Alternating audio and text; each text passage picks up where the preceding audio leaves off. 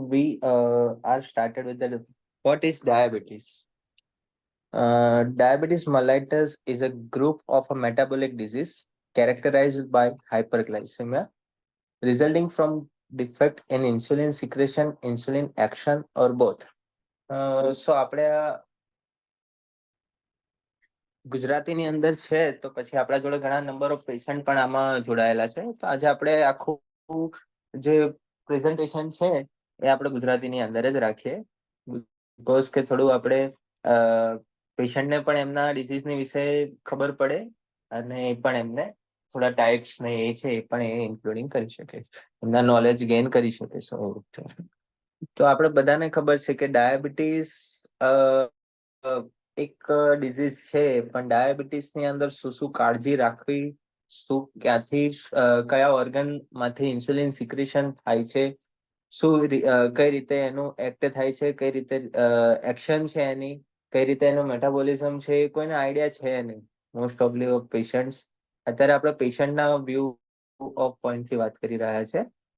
સો આપણે સૌથી પહેલા વાત કરીએ તો કે આપણા શરીરની અંદર આવેલું અગત્યનું અંગ છે એક સ્વાદુપિંડ, બરોબર. એની અંદરથી જે બીટા સેલ્સ છે એમાંથી ઇન્સ્યુલિન સિક્રેટ થતું હોય છે. ઓકે, સો એમાં 4 ટાઈપના સેલ આવેલા હોય છે: alpha cell, beta cells, gamma cell અને F cells. Okay, alpha cell છે એ ગ્લુકાગોનનું પ્રોડ્યુસિંગ કરે છે, બીટા સેલ છે ઇન્સ્યુલિનનું, એન્ડ ગામા સેલ છે ઇટ્સ સોમેટોટેસ્ટિનનું આપણે કરી રહ્યા છે. અને આપણા શરીરની અંદર ઇન્સ્યુલિન કઈ રીતનું વર્ક કરી રહ્યું છે એ સૌથી એ જાણવું આપણા માટે બહુ જરૂરી છે. આપણે કોઈ પણ પ્રકારનું ફૂડ ખાઈ રહ્યા છે, એ ફૂડ આપણા બ્લડ સ્ટ્રીમની અંદર જેવું ડાયલ્યુશન પ્રોસેસ થશે એવું ગ્લુકોઝનું લેવલ અપ થશે. અને પછી આપણું જે પેનક્રિયાસ છે એ ઇન્સ્યુલિન એક હોર્મોન છે, સો એક્ટ કરશે અને એ બોડીના સેલ્સને ગ્લુકોઝ આપવાનું કામકાજ કરશે. Okay,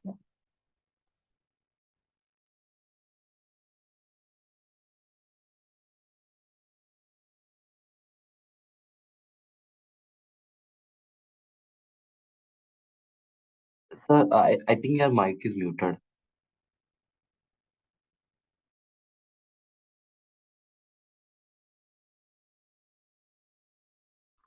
okay, sorry. Common types of diabetes: type 1 diabetic, type 2 diabetic અને gestational diabetic. Dr. Vipul had some patient and we as a team will take it up. આપણા દર્શકોને આજે જણાવવાનું કે મેજર ટાઈપ્સ ઓફ ડાયાબિટીસ આપણે જ્યારે ગણીએ અને ડાયગ્નોસ કરીએ ત્યારે આપણે એને ટાઈપ 1 ડાયાબિટીસ, જેમાં કે એકદમ જ ઇન્સ્યુલિન ડેફિશિયન્સી થઈ જતી હોય છે, એને ટાઈપ 1 ડાયાબિટીસ કહીએ છીએ. તે મુખ્યત્વે નાના બાળકોમાં અને અડોલેસન્ટ એઝ ઇન ટીનેજર્સમાં અને યંગ અડલ્ટ્સમાં થતો હોય છે, એને ટાઈપ 1 ડાયાબિટીસ કહીએ, જ્યાં એબ્સોલ્યુટ ઇન્સ્યુલિન ડેફિશિયન્સી હોય ને ઇન્સ્યુલિન સિવાય આપણે બીજું કોઈ જ મેનેજમેન્ટનો રસ્તો ના હોય. ટાઈપ 2 ડાયાબિટીસ એટલે એવો ડાયાબિટીસ જે મોટાપાના લીધે થતો હોય, જ્યાં ઇન્સ્યુલિન ખૂબ બધું શરીર બનાવતું હોય પણ એ ઇન્સ્યુલિન કામ ન કરી શકે અને એક ઇન્સ્યુલિન રેઝિસ્ટન્સની પરિસ્થિતિ ત્યાં સર્જાય છે.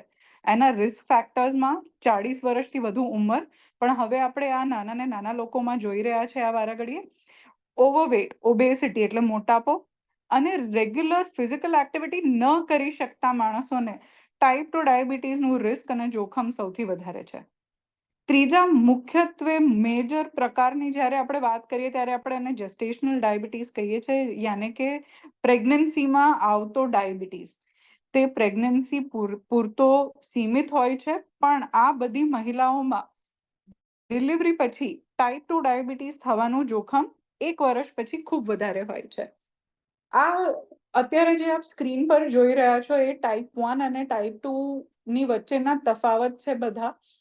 ટાઈપ 1 એટલે ફરીવાર એવું સમજાવવા માંગીશ આપણા દર્શક મિત્રોને કે એ ઇન્સ્યુલિન ડેફિશિયન્સી હોય છે.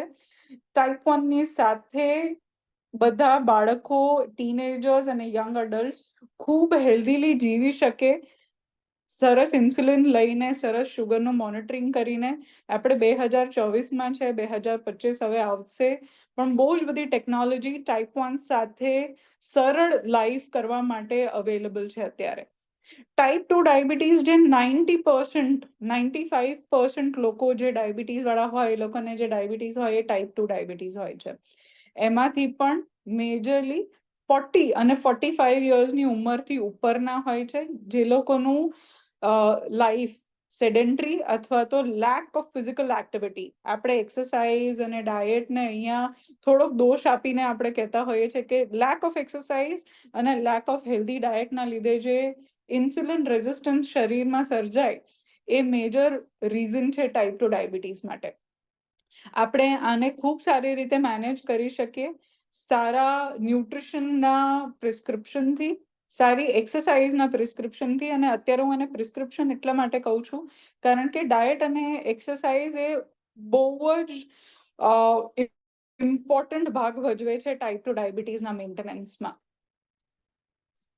આપણે ઇન્સ્યુલિનની જ્યારે વાત કરીએ તો ઇન્સ્યુલિન ટાઈપ 2 ડાયાબિટીસ વાળા લોકોમાં આપણે એ લોકોને પેશન્ટ્સ હવે નથી બોલાવતા. આપણે એવું કહીએ કે એક માણસ, એક વ્યક્તિ living with type 2 diabetes, nobody suffering with type 2 diabetes. બધા જ ટાઈપ 2 ડાયાબિટીસની સાથે સારી રીતના ખૂબ કાળજીથી જીવન પસાર કરી શકે છે.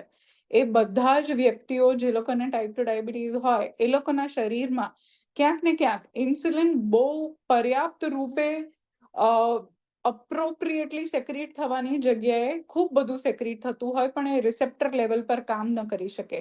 આ જ ટાઈપ 2 ડાયાબિટીસ જ્યારે ક્રોનિકલી એક્સેસિવ શુગર આપણા બ્લડ સ્ટ્રીમમાં જાય ત્યારે બહુ જ બધા કોમ્પ્લિકેશન ક્રિએટ કરે છે.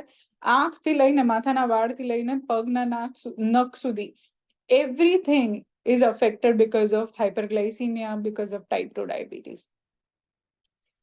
ટાઈપ 2 ડાયાબિટીસના રિસ્ક ફેક્ટરને આપણે આજે સમજીએ, અને બહુ સિમ્પલ અને સરળ છે. કોઈ વ્યક્તિ જે ઓબીસ છે, જે મોટાપાનો શિકાર છે, જેનું વજન કે જેનું BMI 23 કિલોગ્રામ પર મીટર સ્ક્વેરથી મોટું છે, as in very simply put, તમારું હાઇટ અને તમારું વજનનું એક કેલ્ક્યુલેશન આવે છે જેનાથી આપણે BMI કેલ્ક્યુલેટ કરીએ. એ BMI અગર 23 ની ઉપર હોય તો તમને રિસ્ક ફેક્ટર છે ટાઈપ 2 ડાયાબિટીસ થવાના. અગર આપ time to time activity, physical activity નથી કરતા, ઇનએક્ટિવ લાઈફસ્ટાઈલ જીવો છો, લિફ્ટ યુઝ કરો છો સીડી ચડવાની જગ્યાએ, અઠવાડિયામાં મિનિમમ 4 થી 5 દિવસ વોક કરવા નથી જતા, પર્યાપ્ત કેલરીનું ધ્યાન નથી રાખતા, તો એ બધા જ રિસ્ક ફેક્ટર છે ટાઈપ 2 ડાયાબિટીસ થવાના. અગર આપની ઉંમર 40 યર્સ કે 35 યર્સથી વધારે હોય તો, અગર આપણા પેરેન્ટ્સમાંથી કે ભાઈ બહેનમાંથી કોઈક એકને ટાઈપ 2 ડાયાબિટીસ હોય તો, કોઈ મહિલા જેને આગળ જેસ્ટેશનલ ડાયાબિટીસ થયેલો હોય તો, કોઈને આગળ જ્યારે પ્રી ડાયાબિટીસ થયેલો હોય, જેમ કે જેને અમુક લોકો એવું કહેતા હોય છે કે મને બોર્ડર લાઇન ડાયાબિટીસ છે, એ બોર્ડર લાઇન ડાયાબિટીસને આપણે સાયન્ટિફિક લેંગ્વેજમાં પ્રી ડાયાબિટીસ કહેતા હોઈએ. પ્રી ડાયાબિટીસથી ડાયાબિટીસને કન્વર્ટ થતા વાર નથી લાગતી. અગર આપણું blood cholesterol level, blood pressure level out of range અને અનકન્ટ્રોલ રહેતું હોય તો, આ બધા જ મેજર રિસ્ક ફેક્ટર્સ છે ટાઈપ 2 ડાયાબિટીસ થવાના. સાથે સાથે જો આપણે સાઇન સિમ્પટમની વાત કરીએ, if I am audible. Yes you are sir, welcome back. Thank you so much. So ડાયાબિટીસના લક્ષણોની વાત કરીએ. ડાયાબિટીસના રિસ્ક ફેક્ટર વિશે તો આપણે જાણી જ લીધું કે આ બધા રિસ્ક ફેક્ટરને જો આપણે ધ્યાન ના રાખીએ તો ડાયાબિટીસ થવાનું જોખમ છે, અને આ રિસ્ક ફેક્ટરને જો કાબુમાં રાખીએ તો ડાયાબિટીસને થતા પહેલા જ અટકાવી શકાય છે. જ્યારે કોઈ વસ્તુ થઈ જાય અને તમે એને આગળ વધતી અટકાવો એને પ્રાઇમરી પ્રિવેન્શન કહેવાય, પણ કોઈ વસ્તુ થાય એના રિસ્ક ફેક્ટરને જ તમે રોકી લો અને થવા જ ના દો તેને પ્રાઇમોડિયલ પ્રિવેન્શન કહેવાય. તો એ બધા લક્ષણોથી આપણે પ્રાઇમોડિયલ પ્રિવેન્શનને અટકાવી શકીએ છીએ. પણ જો ડાયાબિટીસ થઈ ગયો છે તો વ્યક્તિને કયા કયા લક્ષણો આવશે એની આપણે જ્યારે વાત કરીએ ત્યારે જાણીને આપને નવાઈ લાગશે કે ડાયાબિટીસ મોડો પકડાય છે, કારણ કે જ્યારે વ્યક્તિને ડાયાબિટીસ થાય ત્યારે 70% થી વધારે દર્દીઓને ડાયાબિટીસને લગતું કોઈ લક્ષણ હોતું નથી. ડાયાબિટીસના સૌથી મુખ્ય લક્ષણો કયા કયા?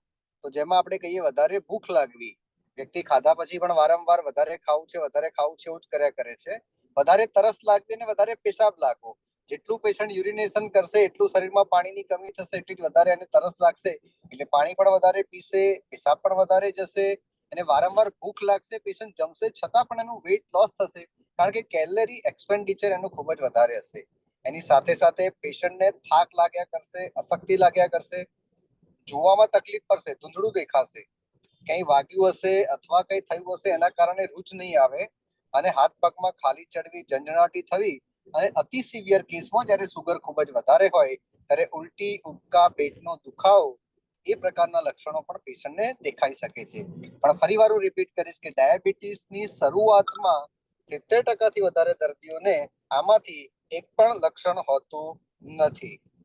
હવે વાત કરીએ ડાયાબિટીસના કોમ્પ્લિકેશનની. કે પહેલા વાત કરી પ્રાઇમોડિયલ પ્રિવેન્શનની કે રિસ્ક ફેક્ટરને જો આપણે અટકાવી દઈશું તો કોઈ પણ પ્રકારના વ્યક્તિને ડાયાબિટીસ થશે નહીં. ડાયાબિટીસ થઈ ગયો તો એના લક્ષણોને સમજીશું, લક્ષણોના આધારે યોગ્ય સારવાર કરીશું તો એને સ્ટેજ 2 માં આપણે નહીં જવા દઈએ. પણ છતાંય આપણે ધ્યાન રાખવું પડશે અને રેગ્યુલર સ્ક્રીનિંગ કરવું પડશે કે ડાયાબિટીસના કોઈ કોમ્પ્લિકેશન વ્યક્તિઓને થાય નહીં.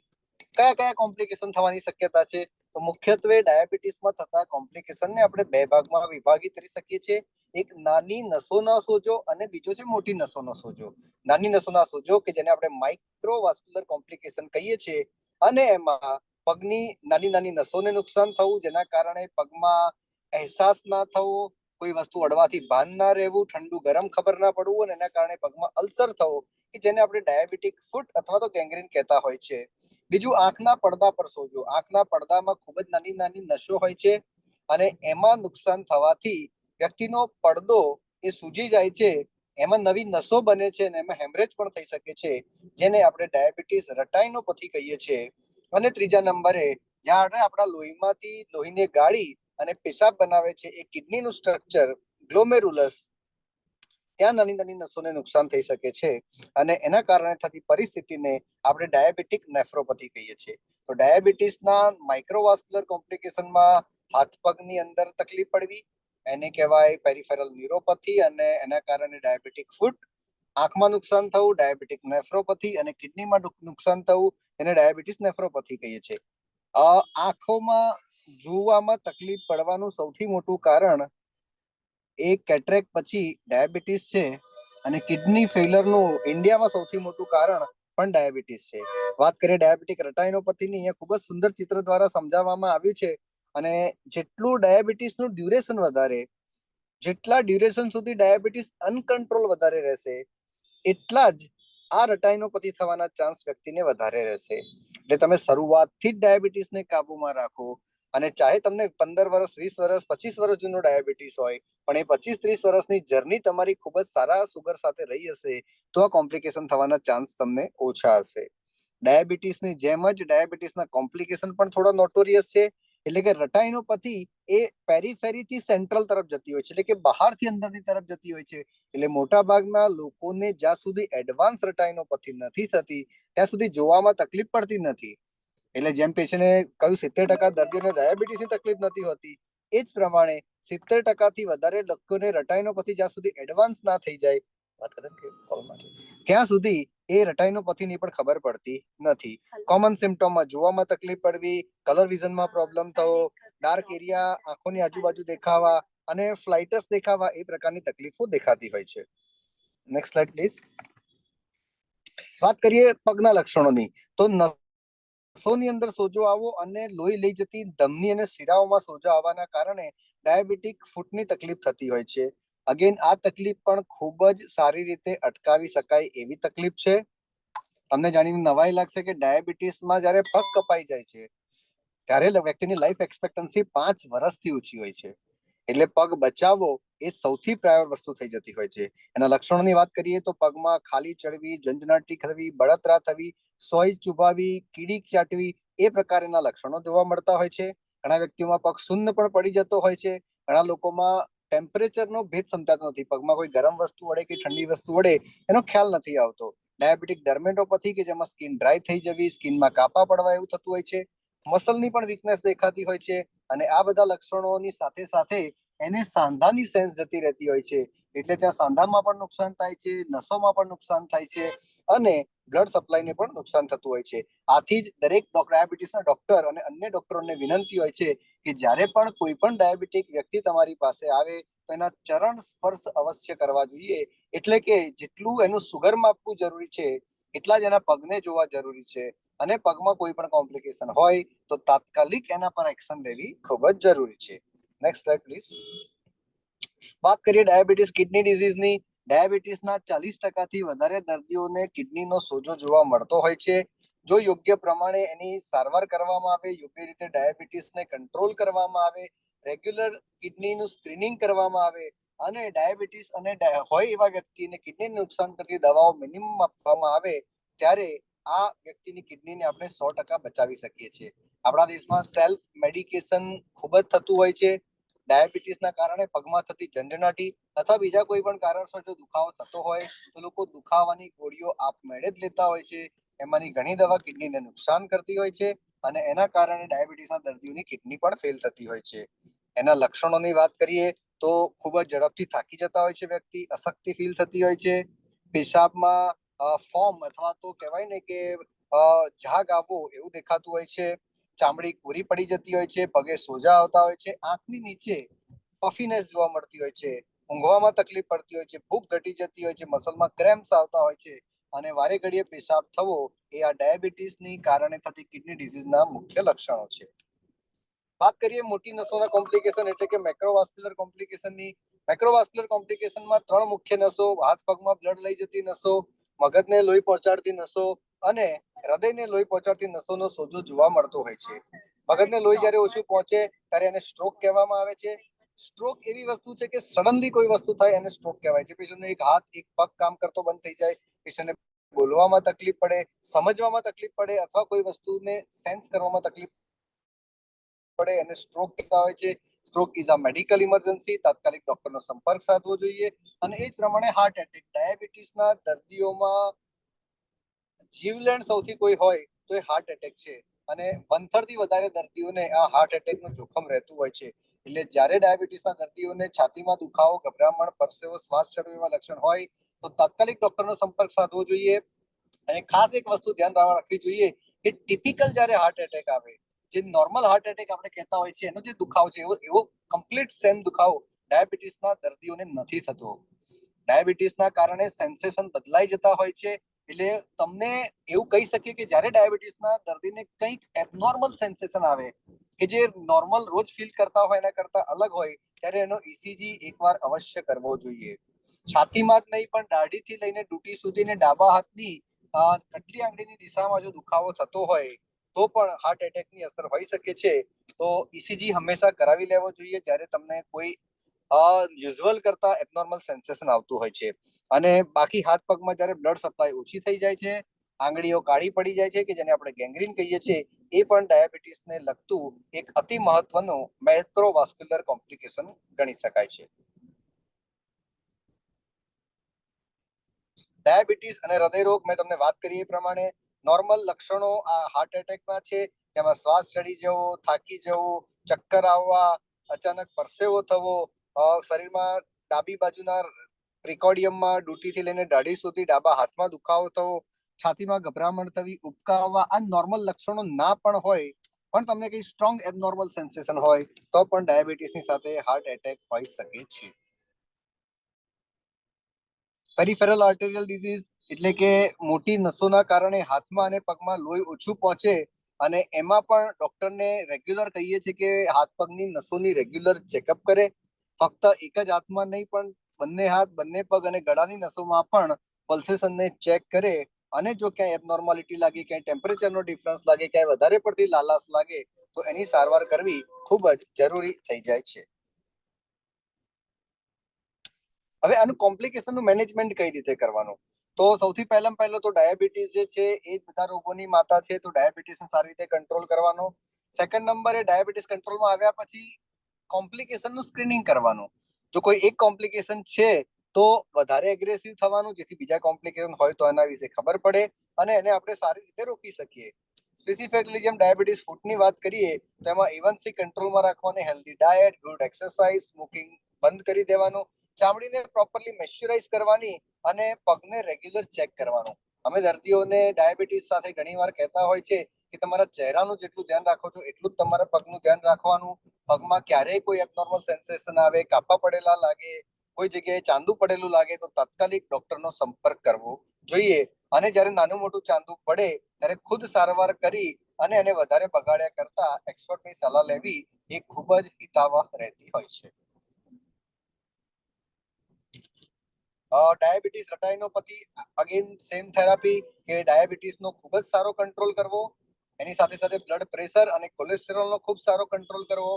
ટાઈપ 2 ડાયાબિટીસમાં જ્યારે નિદાન થાય એ જ વખતે પહેલું આંખની તપાસ કરવી અને નોર્મલ હોય તો દર 5 વર્ષે ચેક કરાવતા રહેવું. અને ટાઈપ 1 ડાયાબિટીસમાં ડાયાબિટીસ ડિટેક્ટ થાય ત્યારથી દર 5 વર્ષે ચેકઅપ કરાવતા રહેવું જોઈએ.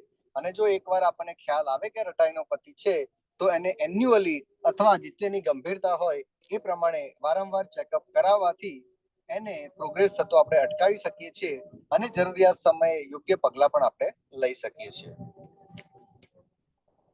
How to prevent heart disease in your diabetic population?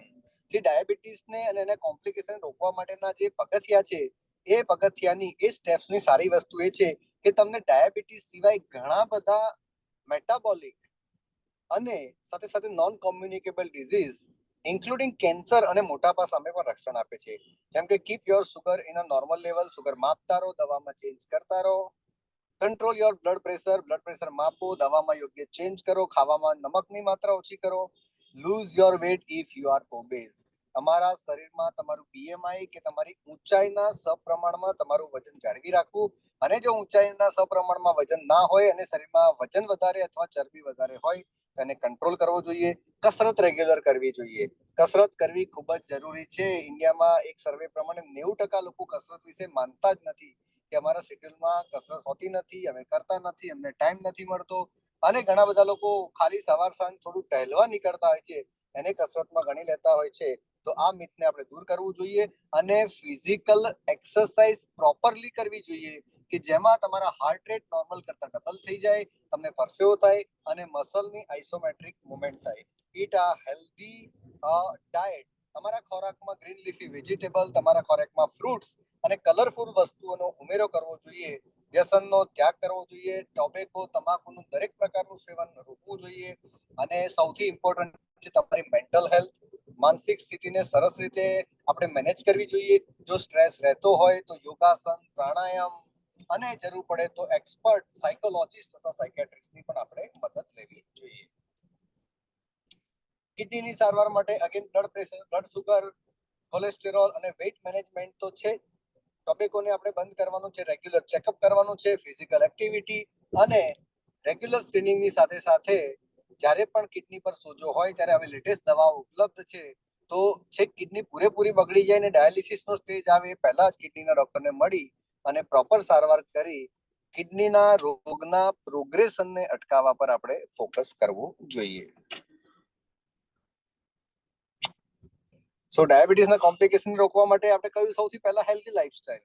Diet સુધારો, સારા ન્યુટ્રિશન લો, એક્સરસાઇઝ કરો, બાકીના ટાઈમમાં ફિઝિકલ એક્ટિવિટી સાચવી રાખો, સ્ટ્રેસ મેનેજમેન્ટ સારું કરો, એડિક્શનથી દૂર રહો, એની સાથે સાથે સારી ઊંઘ લો અને તમારા વજનને, સુગરને, કોલેસ્ટેરોલને ખૂબ જ કંટ્રોલમાં રાખો અને ખુશ રહેવાનો વધુમાં વધુ પ્રયત્ન કરો. ડોક્ટરની અને એક્સપર્ટ જે વિષયના નિષ્ણાંત છે એમની સલાહ પ્રમાણે ચાલો અને સ્ક્રીનિંગ રેગ્યુલર કરાવતા રહો. ન્યુટ્રિશનનો રોલ, પોષણ ખૂબ જ અગત્યનું છે. આપણા આયુર્વેદમાં પણ લખ્યું છે કે અન્ન એવો ઓડકાર, જેવું તમે ખાશો એવું તમારું જીવન થશે. એવી કોઈ ડાયાબિટીસ કે નોન ડાયાબિટીસ ડાયટ હોતી નથી અને બહુ કેલ્ક્યુલેટેડ ડાયટ આપણે કરવા જઈએ તો લાંબા સમય સુધી કરી શકતા નથી. તો હું તમને એક સિમ્પલ ફોર્મ્યુલા આપીશ કે તમારી થાળીના 4 ભાગ પાડીએ તો 50% ભાગમાં વેજીટેબલ હોવું જોઈએ, જેમાં 25% raw vegetable in terms of salad, રાયતું અથવા કચુંબર અને બાકીના 25%માં કુક વેજીટેબલ કે જેમાં સબ્જી અને ભાજી હોઈ શકે છે. 25%માં પ્રોટીન હોવું જોઈએ, જેમાં મુખ્યત્વે આપણે દાળનો ઉપયોગ કરી શકીએ છીએ, પનીરનો ઉપયોગ કરી શકીએ છીએ અને બાકીના 25%માં કાર્બોહાઈડ્રેટ કે જેમાં રોટલી, પોસિબલ હોય તો મલ્ટીગ્રેઇન, એની સાથે સાથે ફુલકા, બિરયાની અથવા તો રાઈસની બનેલી કોઈ આઈટમ આપણે લઈ શકીએ છીએ. વાત કરીએ સિમ્પલ 4 ચેન્જીસ ઇન ડાયટ કે જેની ડાયાબિટીસ પર ખૂબ જ મોટી ઇમ્પેક્ટ આવી શકે છે, તો સૌથી પહેલી વસ્તુ કે હોલ ગ્રેઇનનો ઉપયોગ કરવો જોઈએ. સુગરી ડ્રિંક જે કહેવાય સોફ્ટ ડ્રિંક માર્કેટમાં મળે છે, અને બને ત્યાં સુધી કોફી અને ચાનો પણ ઉપયોગ આપણે ઓછો કરવો જોઈએ. ચૂઝ હેલ્ધી ફેટ્સ, સારા ફેટનો ઉપયોગ કરવો જોઈએ. Trans fat, saturated fat, process ફૂડનો ઉપયોગ બને એટલો ઓછો કરવો જોઈએ. અને નોન વેજીટેરિયન ખાતા હોય ત્યારે રેડ મીટનો ઉપયોગ ઓછો કરવો જોઈએ. એના બદલે નટ્સ, બીન્સ, હોલ ગ્રેન્સ અથવા ફિશનો ઉપયોગ કરી શકાય છે. કયા કાર્બોહાઈડ્રેટ સારા, કયા કાર્બોહાઈડ્રેટ ખરાબ? મર્યાદિત માત્રામાં દરેક વસ્તુ સારી છે, અમર્યાદિત માત્રામાં દરેક વસ્તુ ખરાબ છે. છતાંય વાત કરીએ તો બ્રાઉન રાઈસ, ઓટ, હોલ મિલ બ્રેડ અને હોલ વ્હીટ ફ્લાવરનો ઉપયોગ વધારે સારો છે કમ્પેરિઝનમાં કે જ્યારે વ્હાઈટ બ્રેડ વાપરીએ, વ્હાઈટ રાઈસ વાપરીએ અથવા રિફાઇન કરેલો આપણે ઘઉંનો લોટ વાપરીએ એની કમ્પેરિઝનમાં. બને ત્યાં સુધી ધાન્યનું પ્રમાણ ખોરાકમાં ઓછું રાખવું જોઈએ અને લેસ ધેન 25% જ એમનો ઉપયોગ કરવો જોઈએ. ફાઈબર ની માત્રા ખૂબ જ જરૂરી હોય છે. મોટાભાગે આપણે જ્યારે ગ્રીન લીફી વેજીટેબલ અથવા તો પલ્સીસ લેતા હોય છે, એમાં વેજીટેબલની સાથે સાથે ફાઈબર આવતા હોય છે. ફાઈબર તમારા ડાયજેશનને ઇમ્પ્રૂવ કરે છે, ફાઈબર તમને કોન્સ્ટિપેશન દૂર રાખવામાં હેલ્પ કરે છે, અને ફાઈબરના કારણે તમારા આંતરડામાં લોંગ ચેન ફેટી એસિડ બનવાની શક્યતા વધારે છે, જે માઇક્રો ઇન્ફ્લેમેશનને રોકે છે. એટલે બને ત્યાં સુધી હાઈ ફાઈબર ડાયટ લેવાનો પણ આગ્રહ રાખવો જોઈએ. ફ્રૂટ કયા ખાવા જોઈએ? નોર્મલી અમારી પ્રેક્ટિસમાં અમે કહીએ છીએ કે દરેક ફ્રૂટ આપ ખાઈ શકો છો. સીઝન પ્રમાણે કમસે કમ 2 પોર્શન ફ્રૂટ આપણે લેવું જોઈએ. સવારના સેશનમાં 1 પોર્શન અને સાંજના સેશનમાં 1 પોર્શન આપણે લઈ શકીએ છીએ. ખાસ કહીશ કે ફ્રૂટ લેવાની વાત થાય ત્યારે ફ્રૂટ ખાવાની વાત છે, એમના જ્યુસ બનાવીને પીવાની વાત નથી. વી સ્ટ્રિક્ટલી સે કે ફ્રૂટ જ્યુસ આખા ફ્રૂટ ખાવાનો આગ્રહ રાખો, જેનાથી પૂરતા ન્યુટ્રિશન તો તમારા પેટમાં જશે જ, એની સાથે સાથે ફાઈબરની માત્રા પણ તમારા ખોરાકમાં વધશે. કયા ફ્રૂટ લઈ શકાય છે? નોર્મલી મેં કહ્યું પ્રમાણે દરેક ફ્રૂટ આપણે લઈ શકીએ છીએ, પરંતુ એની 1 પોર્શન જેટલી સાઈઝ લેવી જોઈએ, કે જેમાં 1 સફરજન, 1 પપીતું, 1 મોસંબી અથવા 1 મીડિયમ સાઈઝનું કેળું, 1 વેજ ઓફ પપૈયા અથવા તો આપણે તરબૂચ અને 10 દ્રાક્ષનો સમાવેશ આપણે કરી શકીએ છીએ. નાસ્તામાં પણ હેલ્થીયર નાસ્તા લેવા જોઈએ. પરાઠા, પૌવા એનો ઉપયોગ ઓછો કરી એના બદલે fruits, nuts, whole milk crackers, eggs અને લો ફેટ પ્લેન યોગર્ટનો ઉપયોગ આપણને વધારે સારી હેલ્થની દિશામાં લઈ જઈ શકે છે. Dietary guidelines for diabetes management. મેં કહ્યું એ પ્રમાણે ડાયટનો ખૂબ જ અગત્યનો રોલ છે. તમારી ડાયટને તમારી કેલરીના પ્રમાણમાં બેલેન્સ કરવો જોઈએ. ન ખાવાની વસ્તુઓ જે આપણે કીધી છે એના પર પ્રતિબંધ મૂકવો જોઈએ. 50%થી વધારે ખોરાકમાં વેજીટેબલ્સ લેવા જોઈએ. 25% આપણે કાર્બ અને 25% પ્રોટીન આવે એવો આપણો પ્રયત્ન આપણી ડાયટમાં હંમેશા રાખવો જોઈએ. વેઇટ ખૂબ જ મહત્વનું છે. ઇન્ડિયા અત્યારે ડબલ પેન્ડેમિકમાં જીવી રહ્યું છે. એક છે ડાયાબિટીસ અને બીજું છે વેઇટ. ઇન્ડિયાના 70% કરતા વધારે ડાયાબિટીસના દર્દીઓ વધારે વજનથી પીડાય છે, અને વજન કંટ્રોલ કર્યાના બદલે ફક્ત જ્યારે સુગર કંટ્રોલ કરવામાં આવે છે તો ડાયાબિટીસના કોમ્પ્લિકેશનને ઘટાડવામાં આપણે ફેલ જઈએ છીએ. તો આપણે ડાયાબિટીસની સાથે સાથે દર્દીનું અથવા ડાયાબિટીસ સાથે જીવતા વ્યક્તિનું વજન કરવું જોઈએ. અને જો એનો BMI 23 કરતા વધારે હોય, એના બોડીમાં ફેટ પ્રપોર્શન 20% કરતા વધારે હોય, તો સારી ડાયટ, સારી એક્સરસાઇઝ, પ્રોપર કેલરી મેનેજમેન્ટ કરી અને એના વજનને કંટ્રોલમાં રાખવું જોઈએ. એક્સરસાઇઝ કરવી ખૂબ જ જરૂરી છે, પરંતુ આપણા ગુજરાતમાં જેમ કહેવત છે એવું આરંભે સુરા થવાના બદલે તમારા શરીરની જરૂરિયાતને સમજવી જોઈએ, એ પ્રમાણે કસરત કરવી જોઈએ. કોઈ પણ તમે એક્સરસાઇઝનો ગોલ રાખો તો એને સ્ટાર્ટ સ્લો અને ગો સ્લો, ગ્રેજ્યુઅલી એને વધારવી જોઈએ. તમારા ડોક્ટર, તમારા ફિઝિયોથેરાપિસ્ટની સલાહ અનુસાર જ તમારી ઉંમર, તમારી કોમોર્બિડિટી, તમારા હૃદયની પરિસ્થિતિ, તમારા ઢીંચણ અને અન્ય સાંધાની પરિસ્થિતિ પ્રમાણે ડોક્ટરની સલાહ અનુસાર જ કસરત કરવી જોઈએ. અને જ્યારે તમે ડાયાબિટીસ ઓલરેડી હોય ત્યારે તમારી ઇમરજન્સી કિટ તમારી સાથે રાખવી જોઈએ, જેથી જ્યારે સુગરની વધઘટ થાય તો તમે એને પ્રોપરલી મેનેજ કરી શકો અને કોઈ અનવોન્ટેડ ઇમરજન્સી ઊભી ના થાય. Simple exercise for beginner. તો 200 થી 400 કેલરી બાળવા માટે તમે શું કરી શકો છો એના સિમ્પલ ચાર્ટ ઉપલબ્ધ છે. ચાલવાથી ચાલુ કરી અને તમે સ્વિમિંગ અને હેવી એક્સરસાઇઝ અને સાયકલિંગ સુધી જાઓ ત્યારે 1 કલાકની અંદર તમે કેલરી 200 થી લઈ અને 420 સુધી બાળી શકો છો. પણ અગેન તમારા ડોક્ટરની સલાહ અનુસાર જ એક્સરસાઇઝ કરવી એવું અમે તમને સૂચવીએ છીએ. Lifestyle habit to avoid, of course alcohol is not good for your health. ગુજરાતમાં તો આપણે એની વાત જ ના કરી શકીએ, એટલે એને અવોઇડ કરવું જોઈએ. સ્ટ્રેસ આજના જમાનામાં સ્ટ્રેસ વિના જીવવું બિલકુલ શક્ય નથી, પરંતુ સ્ટ્રેસની સાથે કોપઅપ કઈ રીતે કરવું, સ્ટ્રેસને મેનેજ કઈ રીતે કરવું, એના માટે તમે તમારા ડોક્ટર, તમારા સાયકોલોજીસ્ટ, સાયકેટ્રિસ્ટની મદદ લઈ શકો છો અને સારા એવા પ્રાણાયામ અને યોગાની સાથે તમે સ્ટ્રેસને મેનેજ કરી શકો છો.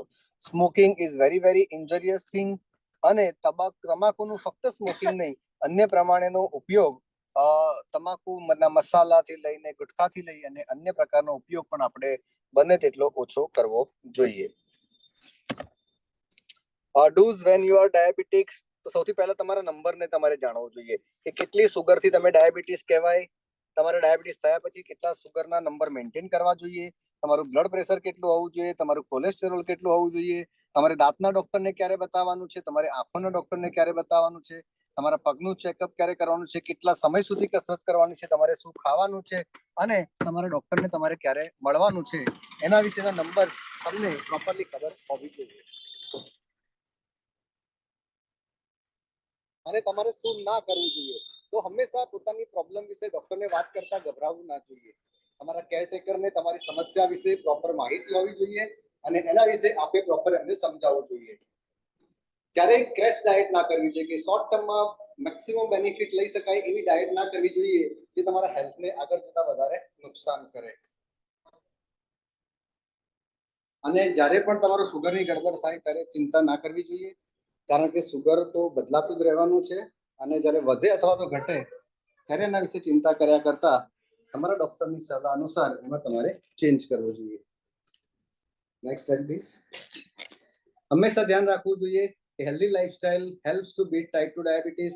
30 મિનિટ રોજ એક્સરસાઇઝ કરો, હેલ્ધી ડાયટ લો, સ્મોકિંગને છોડી દો, વજનને યોગ્ય માત્રામાં મેનેજ કરો અને કમસે કમ 6 થી 9 કલાકની તમારી જરૂરિયાત અનુસાર યોગ્ય ઊંઘ લો, એ ખૂબ જ જરૂરી છે. With that, I would say thank you.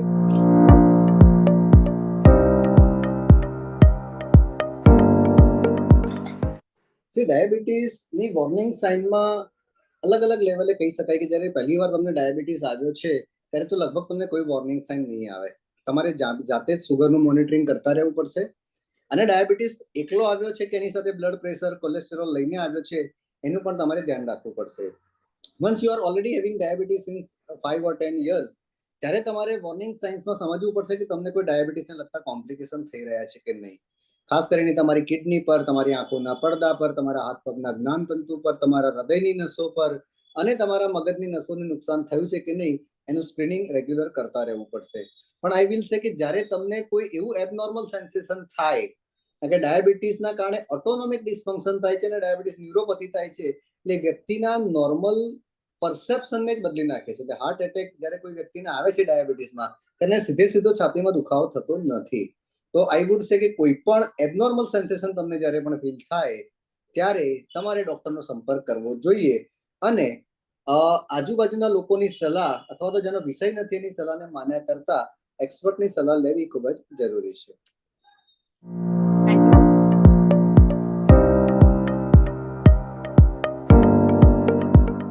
As I already said, ડાયાબિટીસને પ્રિવેન્ટ કરવાના જે રસ્તા છે એ ખાલી ડાયાબિટીસને જ નહીં, ઘણા બધા નોન કોમ્યુનિકેબલ ડિઝીઝને રોકે છે. પ્રી ડાયાબિટીસમાંથી ડાયાબિટીસ તો રોકવા માટે પણ સેમ તબક્કો છે કે ગુડ ડાયટ, ગુડ ન્યુટ્રિશન લો, તમારી લાઇફસ્ટાઇલને ઇમ્પ્રૂવ કરો, એક્સરસાઇઝ અને ફિઝિકલ એક્ટિવિટી બંને કરવાનો તમે પ્રયત્ન કરો અને સાથે સાથે કોઈ એડિક્શન કરતા હોય તો એને તમે બંધ કરી દો. સારી ઊંઘ લો, સ્ટ્રેસથી દૂર રહેવાનો પ્રયત્ન કરો, સ્મોકિંગથી લઈ અને અન્ય એડિક્શન જો તમે કરતા હોય तो इन्हें तब बंद करी दो.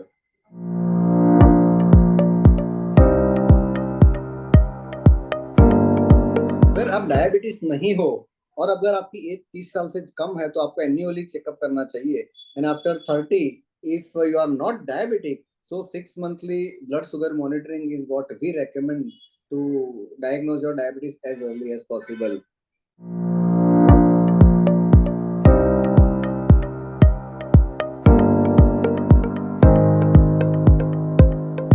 એકચ્યુઅલી ડાયાબિટીસમાં ભૂખ વધારે લાગે એવું નથી હોતું. અનકન્ટ્રોલ જ્યારે તમારો ડાયાબિટીસ હોય છે ત્યારે તમારા ઇન્સ્યુલિન અને સુગરનું મેટાબોલિઝમ ગડબડ થતું હોય છે, એના કારણે વધારે ભૂખ લાગતી હોય છે. We have so many patient, એટલા બધા પેશન્ટોની અમે સારવાર કરીને જોયું છે કે જ્યારે ડાયાબિટીસ સારી રીતે કંટ્રોલ કરેલો હોય, વ્યક્તિ સારી રીતે એક્સરસાઇઝ કરતું હોય, સારી ઊંઘ લેતું હોય અને સમયસર એનું સુગર ચેક કરતું હોય, ત્યારે એની ભૂખની માત્રામાં વધારો થતો નથી. જ્યારે સુગર ખૂબ અનકંટ્રોલ હોય, જ્યારે સુગરનું અને કેલરીનું એક્સપેન્ડિચર ઇમ્બેલેન્સ થઈ ગયું હોય છે, બોડીમાં ઇન્સ્યુલિન રેઝિસ્ટન્સ પુષ્કળ હોય છે, ત્યારે આ ભૂખની સમસ્યા નડતી હોય છે. પરંતુ અમે યોગ્ય રીતે સુગરને જ્યારે કંટ્રોલ કરો છો, સારી એક્સરસાઇઝ કરો છો, ન્યુટ્રિટિવ ડાયટ લો છો, પૂરતી માત્રામાં ઊંઘ લો છો અને દવા તમારી ડોક્ટરની સલાહ અનુસાર લો છો, ત્યારે મોટા ભાગે આ ભૂખનો ઇસ્યુ રહેતો નથી. આજનો સૌથી અગત્યનો મેસેજ એ આપવા માંગીશ કે ડાયાબિટીસ એ આજના જમાનામાં તમે અટકાવી શકો એવો રોગ તો છે જ, પરંતુ તમને નહીં થાય એવું તમે નહીં કહી શકો. એટલે એનું એક્સેપ્ટન્સ લાવવું ખૂબ જ જરૂરી છે. આપણા દેશમાં ડેટા એવું કહે છે કે વેસ્ટર્ન કન્ટ્રીની કમ્પેરિઝનમાં 10 વર્ષ વહેલો ડાયાબિટીસ થાય છે. આપણે 30s અને 40s લોકોને ડાયાબિટીસ થાય છે, પરંતુ ડાયાબિટીસ શરૂઆતમાં કોઈ લક્ષણ આપતો નથી. એના કારણે વ્યક્તિઓ 10-15 વર્ષ સુધી યોગ્ય સારવાર લેતા નથી, અથવા તો જ્યારે થોડા સિમ્પ્ટોમેટિક થાય છે ત્યારે સારવાર લે છે, થોડું સુગર સારું થઈ જાય પછી પાછા 6 મહિના માટે, 8 મહિના માટે, વર્ષ માટે દવા બંધ કરી દે છે. તો આ વસ્તુ એમના વાસ્ક્યુલેચરને, એમના ફેટ મેટાબોલિઝમને, એમના પ્રોટીન મેટાબોલિઝમને ખૂબ જ ગંભીર નુકસાન કરે છે. અને જ્યારે કોઈ કોમ્પ્લિકેશન થાય છે પછી એ લોકો એના વિશે જાગે છે, પછી તો સુગરની પણ દવા કરે છે અને કોમ્પ્લિકેશનની પણ દવા કરે છે. એટલે જો મારે એક મેસેજ આપવો હોય તો હું એ કહીશ કે તમારા રેગ્યુલર ચેકઅપની સાથે સાથે જ્યારે તમને સુગર અથવા બ્લડ પ્રેશર અથવા કોલેસ્ટેરોલ આવે, તે ડિઝીઝને એક્સેપ્ટ કરો, એ પરિસ્થિતિને સ્વીકારો, એ તમારો પોતાનો જ એક ભાગ છે અને તમારે જ એના માટે એક્શન લેવાની છે. તમે નથી એવું કહી અથવા તો એની સામે ના જોઈ અને તમે કંઈ જ સારું નથી કરી રહ્યા. તમારે એની સામે લડવાનું નથી, એને એક્સેપ્ટ કરી અને સાયન્ટિફિક પગલાં લઈ, સારી લાઈફસ્ટાઈલમાં જીવી, યોગ્ય દવા લઈ એને પ્રિવેન્ટ, રિવર્સ અને કંટ્રોલ કરવાનો છે.